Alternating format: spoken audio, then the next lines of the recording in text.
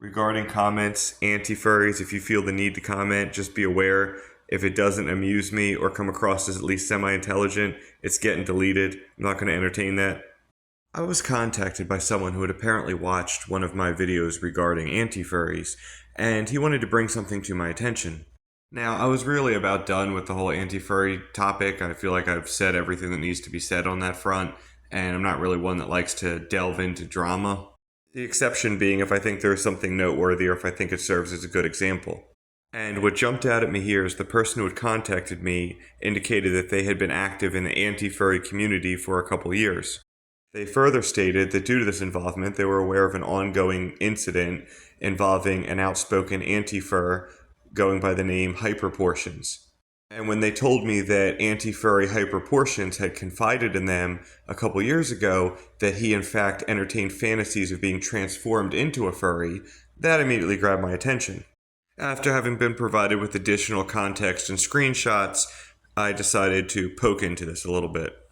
So what you're looking at is a video that Hyperportions, the deeply closeted furry, put together, and also I muted the sound because for some inexplicable reason he thought Freebird by Leonard Skinner was fitting for this video. And essentially what we're looking at here is this guy Hyperportions apparently is stalking a couple of high schoolers. Now, he may be going to the same school as them, he could be an adult, I have no way of knowing. But essentially, he got a hold of a notebook that indicated that one of the individuals was a furry, and then got a hold of more information about them being in a relationship and chats and private information, and then tried to convey or portray that he was some kind of elite hacker that was getting into these things. Not likely. But regardless, it is creepy and inappropriate and probably not legal, although it's kind of hard to catch people on the internet. So, as you may have noticed earlier, there was a screenshot where Hyperportions was making fun of the fact that the person had complained on him. What I find particularly stupid about this is that the main part of Hyperportions' plan was to notify the principal of the high school that the person was a furry and engaging in various fetishes. I'm not really sure what that was supposed to accomplish. I don't know why the principal would give a shit, and there's nothing that he can actually do about it anyway. So yeah, far from a master troll here. Although another participant in this pointless drama does consider himself the CEO of trolling.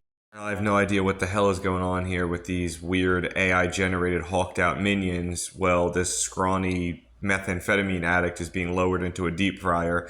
Also, once again, another individual struggling with what words mean. Gooning does not mean what you think it means. Anyway, a couple videos over, we have the tribute to the anti-furry flag again. And I will take this opportunity to once again point out that Nazis are not cool. Anti-furries seem to gravitate towards variations of the Sonnenrad flag or symbolism, which has been identified by the Anti-Defamation League as neo-Nazi or white supremacist symbolism. But that's a whole different conversation. Alright, so takeaway time. What are the lessons to be learned here? To the furries involved in this, and to any others that happen to see this, if you're approached by somebody like Hyperportions, don't talk to them. All they're going to do is bid off of you. And Hyperportions, it's a really dumb name, by the way. I feel dumb every time I say it for this video. You know YouTube lets you change your name, right? Anyway, thank you for proving my point for me, Mr. Anti-Furry, who's a closeted furry in denial. One more thing, though. Learn the difference between trolling and stalking and bullying before somebody shoots you in the face or you end up in jail. You wouldn't like jail very much.